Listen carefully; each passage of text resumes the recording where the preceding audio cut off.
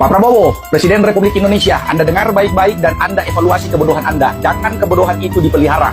Ketika Anda mengatakan rakyat desa tidak memakai dolar adalah cara pandang yang terlalu sempit terhadap realitas ekonomi. Memang rakyat kecil tidak bertransaksi langsung dengan dolar. Tetapi ketika rupiah melemah, harga kebutuhan pokok naik, ongkos transportasi naik, pupuk naik, obat-obatan mahal, dan beban hidup rakyat desa ikut menjerit. Rakyat mungkin tidak memegang dolar di tangan mereka, tetapi mereka merasakan dampaknya di dapur mereka. Ketika harga beras, minyak goreng, telur, dan kebutuhan pokok melambung, itu adalah bukti bahwa pelemahan rupiah bukan sekedar angka di layar ekonomi, melainkan luka nyata di meja makan rakyat. Seorang pemimpin harusnya hadir dengan solusi, bukan dengan pernyataan yang terkesan meremehkan penderitaan rakyat. Jangan jadikan ketidaktahuan rakyat desa tentang kurs dolar sebagai alasan untuk menutupi kegagalan menjaga stabilitas ekonomi. Kita dengarkan dulu ini pidato Pak Presiden kemarin. Semua aparat dari yang tertinggi sampai yang terendah harus mati untuk rakyat, bukan malah menindas rakyat. Bapak maunya aparat harus siap mati untuk rakyat kan? Bukan menindas rakyat. Pak Presiden, lihat ini. Ayolah Pak Presiden, jangan pura-pura nggak tahu. Ini di Medan. Kepercayaan rakyat tidak dibangun dengan kata-kata. Kepercayaan rakyat lahir dari tindakan nyata. Pedagang dikejar-kejar, dagangannya dirusak, dagangannya diangkut, dibubarkan. Ini di Binjai. Yang ini di Jambi. Yang punya tanah digusur atas nama pembangunan.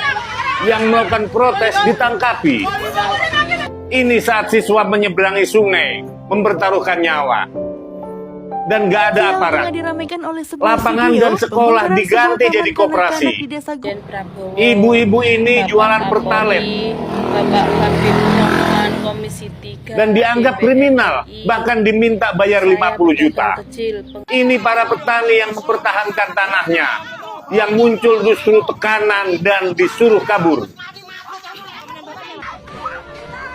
Tadi itu semua rakyat Bapak.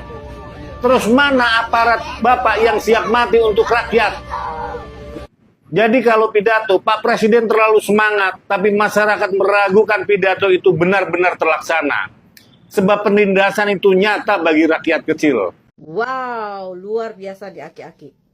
Saking dia perhatian, itu waktu Teddy ulang tahun dirayakannya di Paris. Ya. Lalu sekarang dia sholat id juga di Paris. Nek mau nanya dong sama aki-aki, ke Paris itu pakai dolar atau pakai rupiah? Hah? Itu pakai anggaran negara atau pribadi? Tuh kunjungan ke Paris kok terlalu sering gitu loh ya. Coba berapa kali Nek perhatikan, sering banget ke Paris. Nek itu ada dengar berita loh, di Paris itu ada sebuah klub yang khusus memang untuk, ya itu deh.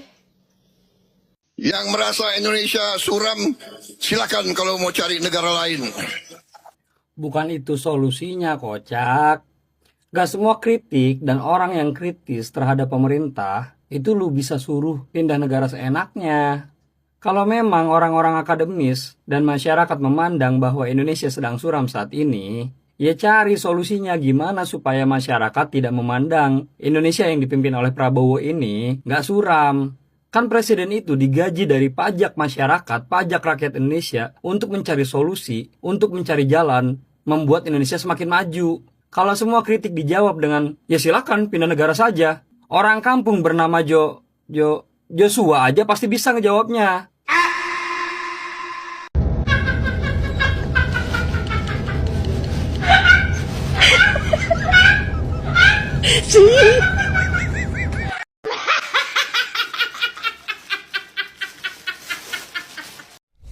Kecarut-marutan politik di Indonesia dan kemudian dari ekonomi Indonesia semakin merosot. Tampaknya itu patut dilimpahkan kepada sosok presiden kita itu Prabowo Subianto, di mana harga sembako semakin meroket dan kemudian pendidikan itu tidak kemudian gratis seperti apa yang dikatakannya, dan kemudian dari BPJS 11 juta itu dinonaktifkan. Lalu apalagi dari janji Prabowo Subianto yang benar-benar ditepati? MBK tidak seperti apa yang diharapkan seperti masyarakat yang akan berjalan sesuai dengan prosedur, malah justru menjadi sebuah lahan di mana koruptor itu beraksi. Dan ini menjadi sebuah kritikan ya dari Prabowo Subianto, terlebih dari sosoknya yang cukup kontroversial ya. Dan terutama ya netizen yang cukup gerah dan kemudian memparodikan dari kritikannya yang cukup lucu, terutama untuk Prabowo Subianto ya. Dan seperti apa video selanjutnya kita play. Pemerintahan Pak Prabowo dari 0 sampai 10 berapa? 1. Kenapa 1? Selama ini masih belum ada gebrakan yang lebih baik. Program itu masih lanjutan dari Pak Jokowi. Nilai satunya nih ya, itu adalah pengangkatan Pak Purbaya sebagai Menteri Keuangan, di mana Pak Purbaya ini sebagai non-partai yang lebih fair tanpa ada kepentingan subjektif. Ini termasuk satu kemajuan buat negara Indonesia sih. Tapi selebihnya saya tidak melihat ada perubahan lagi. Kritik pedas ya, kritik pedas. Di Indonesia kenapa susah maju? Seperti di Eropa, Jepang, Cina yang bisa membuat teknologi canggih, pesawat terbang, mobil terbang, tenaga nuklir, bulan buatan seperti di Cina. Di Indonesia mau membedakan ijazah asli dan palsu saja.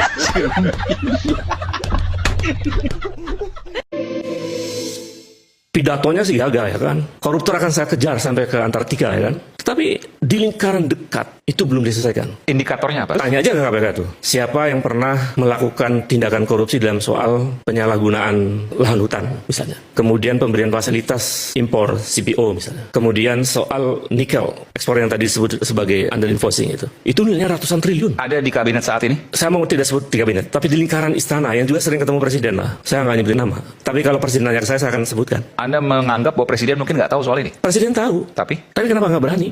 nggak berani. Iya, sampai sekarang belum diproses. Apa bukti-buktinya sudah cukup yang mungkin Anda lihat? Oh, itu data dari ekspor gelap nikel, dari mana itu datanya? Pemerintah tahu kan? Iya, tahu datanya. Itu aktor-aktornya siapa itu? Sosok-sosoknya sudah diketahui dengan mudah dari situ? Itu harus dibuktikan, makanya kalau Prof. Ubaid memiliki bahwa ada kebocoran, silakan tapi dibuka. sosoknya harus dibuktikan. Dan presiden tidak akan melakukan tebang pilih. Ya, itu sebagai juru bicara normatif lah begitu ya. Tetapi begitu pemerintah mengetahui soal kebocoran, bahkan ekspor gelap, kan saya telusuri. Oke. Siapa sebetulnya aktor-aktornya? Oh, ini sebetulnya penjahatnya ada di lingkaran istana juga. Anda punya data-datanya? Nanti kita bisa, ini kan nggak bisa dibebar di sini. Betul. Saya paham, karena nanti pasti akan mengerucut ke nama-nama tertentu dan itu punya konsekuensi. Kalau seandainya seorang Ubaidillah yang dosen aja bisa, apalagi penegak hukum? Iya, dengan mudah lah. PPATK-nya sebenarnya punya data tuh, rekening kemana aja yang 510 triliun itu ada kok semua datanya. Ini menarik. Tanya ke PPATK lah. PPATK itu lembaga yang cukup bisa dipercaya. Oke, kenapa kemudian terkesan dilindungi kan? Kenapa tidak diproses? Adakah perlindungan padanya? Di dalam politik kita ini kan ada soal feudalisme, ada soal balas budi, dan lain-lain. Kan presiden ini lewat relawan-relawan tertentu bilang minta didukung oleh mahasiswa untuk memberantas korupsi. Tadi sebutin juga kan, menata ulang soal oligarki dan lain-lain itu. Tetapi mengapa untuk sesuatu yang benar tuh harus perlu dukungan mahasiswa itu? Oke. Itu benar, untuk lakukan saja apa yang memang, kalau itu faktor yang sangat serius membuat kita nggak maju-maju, lakukan aja. Saya sepakat di sini data-data yang Bung Ubed punya. Logika hukum korupsi itu, dia adalah pidana. KPK itu mesti berfungsi proaktif, bukan nunggu laporan. Apa kerjanya nunggu laporan orang? Sementara mereka terlalu banyak kemampuan teknologi mereka untuk menelusuri data-data korupsi itu. Karena saya sudah pernah melaporkan ke KPK. Bukan kasus yang ini ya, Iya. yang lain.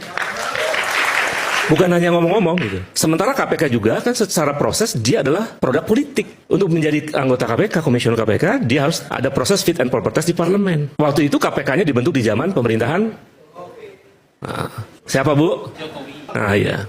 Itu problem. Ada angkanya? Bung Ubed, Anda punya data? Iya, ada juga Kurang lebih? angkanya ratusan triliun. Ratusan triliun? Iya, Luar biasa. Itu dari tambang? Iya, macam-macam lah. Ada tambang, paling banyak dari tambang itu. Jadi, lakukan itulah. Berani nggak untuk menciptakan kepercayaan publik dan kepercayaan internasional itu berantas korupsi itu. Sampai ke akar-akarnya. Kalau tidak, sama saja Prabowo omong-omong. Kan.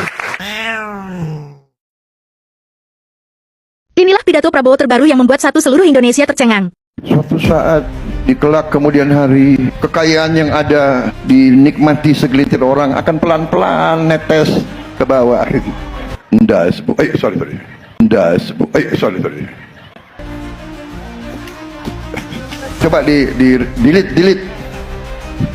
Friend ya, wartawan kita kompak ya. Coba yang gitu-gitu, nanti gue dihajar lagi tuh. Emang gue pikirin.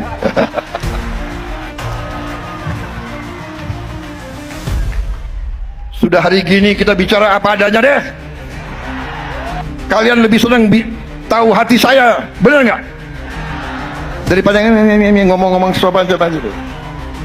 Sopan-sopan tetap maling, sopan-sopan korupsi.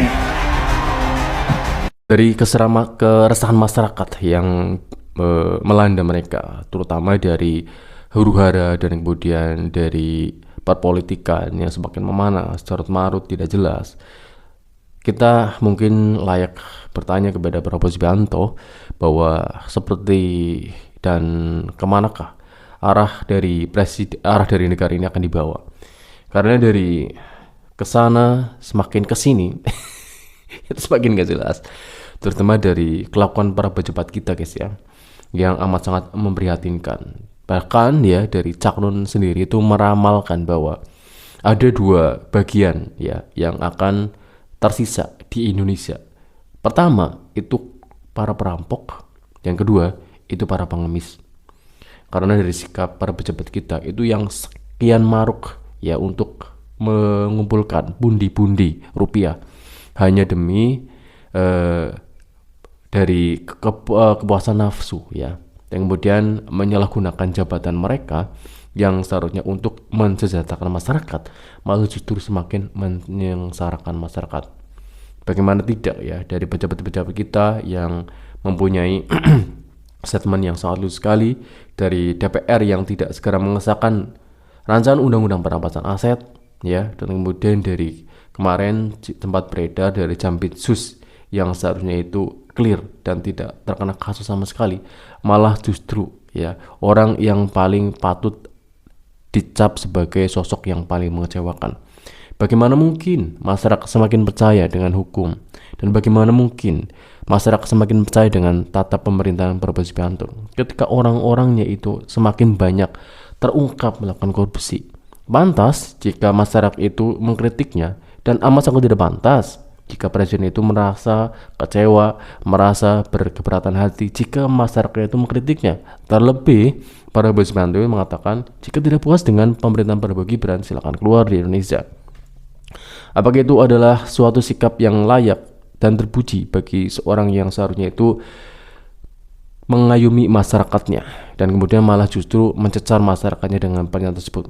Ingat Prabowo Subianto ya, Anda itu bertahan yang sekitar 2 periode, itu pun kalau dipilih kembali, masyarakat mungkin sudah terlalu muak dengan apa yang Anda lakukan.